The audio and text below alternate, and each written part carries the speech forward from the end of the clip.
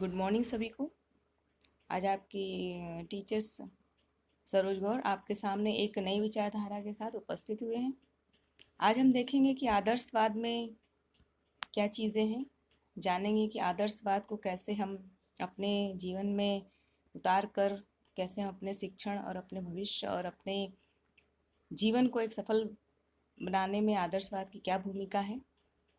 तो यहाँ पर देखेंगे आदर्शवाद का अर्थ, उसकी विशेषता, आदर्शवाद का उद्देश्य, आदर्शवाद का पाठ्यक्रम, सभी कुछ है यहाँ पर हम जानेंगे और सीखेंगे कि कैसे आदर्शवाद का मुख्य भूमिका है आपके शिक्षण प्रशिक्षण में। तो यहाँ पर सबसे पहले हम बात करेंगे आदर्शवाद का अर्थ के विषय में। यहाँ पर देखते हैं कि आदर्शवाद शब्द आंग्ल भाषा के आइडियलिज्म शब्द का हिंदी रूपांतरण है। आइडियलिज्म शब्द की उत्पत्ति प्लेटो के विचारधारा से हुई है, जिसका अर्थ है अंतिम सत्ता वास्तविक विचारों या विचारवाद में है। यहाँ पर आप जैसे देख रहे हैं कि इनका अर्थ क्या बताया गया है आइडियलिज्म का। ये आंग्ल भाषा के आइडियलिज्म शब्द से इसकी हिंदी रूपांतरण है, जो प्लेटो के विचारवादी सिद्धांत से इसका जन्म हुआ है।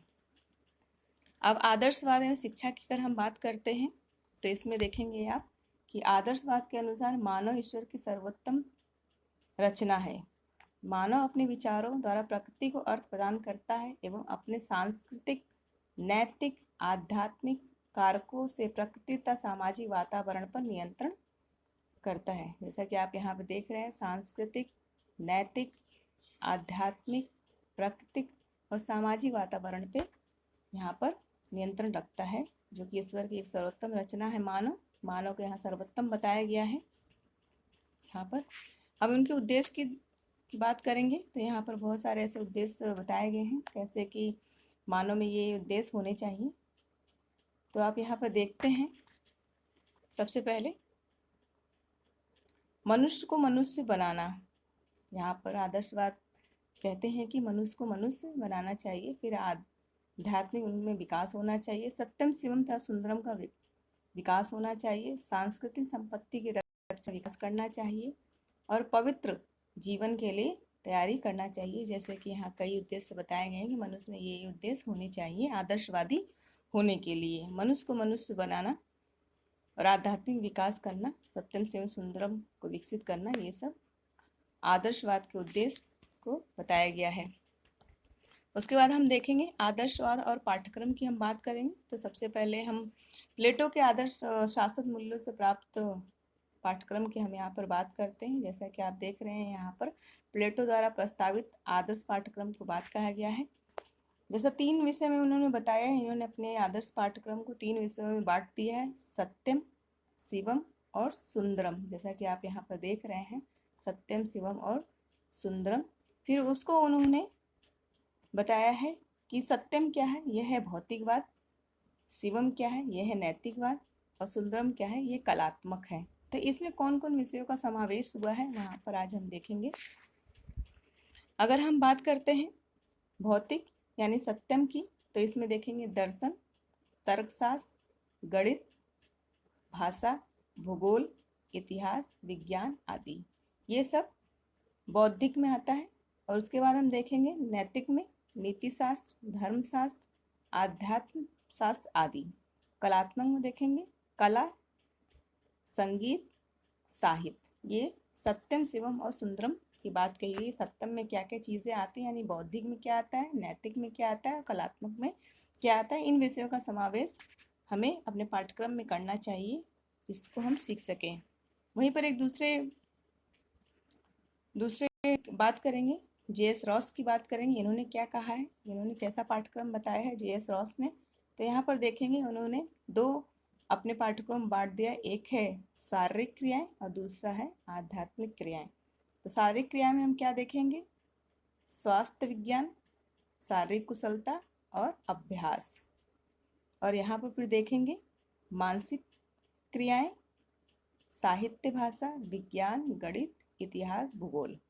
और फिर यहाँ पर सौंदर्यात्मक क्रियाएं, ललित कलाएं, नैतिक, धार्मिक, और धर्मशास्त्र यहाँ पर बताया गया है। जैसा कि यहाँ पे भी वही बात कहा गया जो प्लेटो ने कहा है। उन्होंने सत्यम शिवम सुंदरम की बात कही गई है, लेकिन यहाँ पर इन्होंने दो ही भागों में बांटा है, शारीरिक क्रियाएं और आध्यात्मिक क्रियाओं में, जिसमें स्वास्थ्य, शारीरिक और अभ्यास के विषय में बात की है। जैसे कि आप देखते हैं कि आपकी फिजिकल की भी हैं कोर्स, जिसमें समय समय पर टीचर आपको अभ्यास कराते हैं डाइट में। आपको अपने शरीर को कैसे स्वस्थ रखना चाहिए, मस्तिष्क को कैसे स्वस्थ रखना चाहिए, मन को कैसे स्वस्थ रखना चाहिए, तरह तरह के आप शारीरिक स्वास्थ्य विज्ञान के विषय में आप सीखते हैं, शारीरिक कुशलता करते हैं, अभ्यास करते हैं, व्यायाम करते हैं। मानसिक क्रियाएं हैं, ललित भाषा है, विज्ञान गणित आप सीखते हैं, सौंदर्य कलाएं हैं, बहुत बहुत सारी चीज़ों आप बनाते हैं, क्रिएटिव होते हैं। अब आगे हम बात करेंगे शिक्षण विधियाँ कौन कौन सी इसमें यूज़ होनी चाहिए आदर्शवाद में। जैसा कि यहाँ पे आप देख रहे हैं कि यहाँ पर बताया गया मुख्य शिक्षण विधियाँ।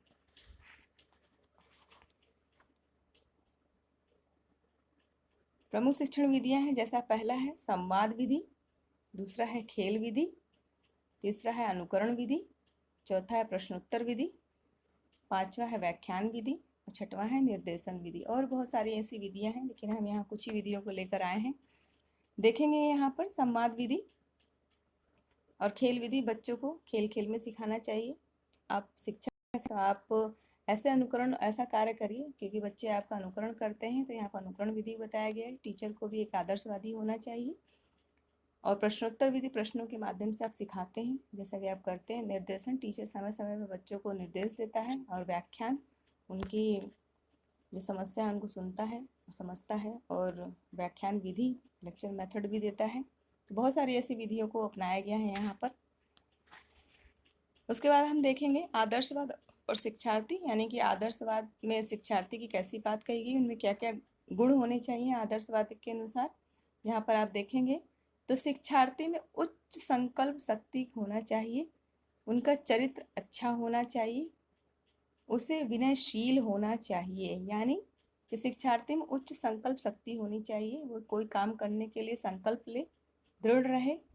अगर अपने लक्ष्य को पाने के लिए दृढ़ होना चाहिए, कोई कार्य करने के लिए कि मैं ये कार्य कर सकता हूँ, उसके लिए संकल्प लेना चाहिए। ये नहीं कि आज कुछ कहा, कल कुछ कहा और परसों कुछ कहा, तो अपने लक्ष्य को उसे भटकना नहीं चाहिए। और उसका चरित्र अच्छा होना चाहिए। यहाँ देख रहे हैं आप, तो विद्यार्थी हो या शिक्षक हो, सभी का चरित्र अच्छा होना चाहिए। विद्यार्थी को विनयशील होना चाहिए, लेकिन आज देखते हैं कि विद्यार्थी विनयशीलता को खो रहा है कहीं ना कहीं।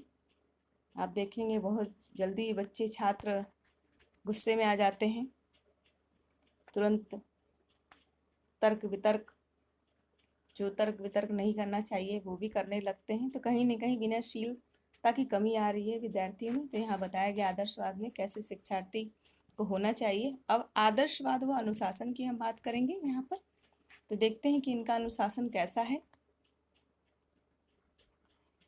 आत्मानुशासन की इन्होंने बात कही है, दूसरा है आत्मदृष्टि की बात कही गई है, तीसरा है आत्मविश्लेषण की बात कही गई। आत्मानुशासन में क्या है कि हमें अपने आप को अनुशासन में रखना चाहिए। कोई ऐसा कार्य करने के लिए मन में विचार भी नहीं आना चाहिए, गलत भावनाएं नहीं आना चाहिए, किसी के प्रति द्वेष नहीं रखना चाहिए, घृणा नहीं रखना चाहिए, सबके प्रति प्रेम होना चाहिए, सहानुभूति होना चाहिए।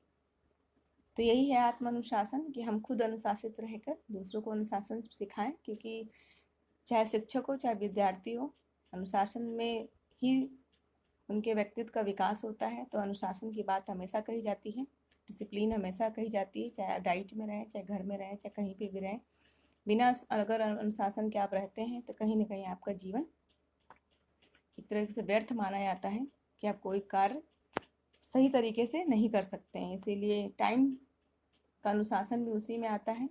जैसे हम बार बार बोलते हैं आपको कि अपने आप को मैनेज करके चलिए सारे कुछ को उसमें। फिर उसके बाद हम देखते हैं आत्मदृष्टि, यानी कि आत्मदृष्टि अपने अंदर देखना कि हमारे अंदर क्या क्या कमियां छुपी हुई हैं, उन्हें देखना, उन्हें खोजना। और फिर विश्लेषण करना कि ये चीज़ हमें हमारे अंदर अगर बुरी है तो उसे हम छोड़ देनी चाहिए। अच्छी आदतों का निर्माण करना चाहिए, अच्छा मानव बनना चाहिए, सबके हितों का ध्यान रखना चाहिए।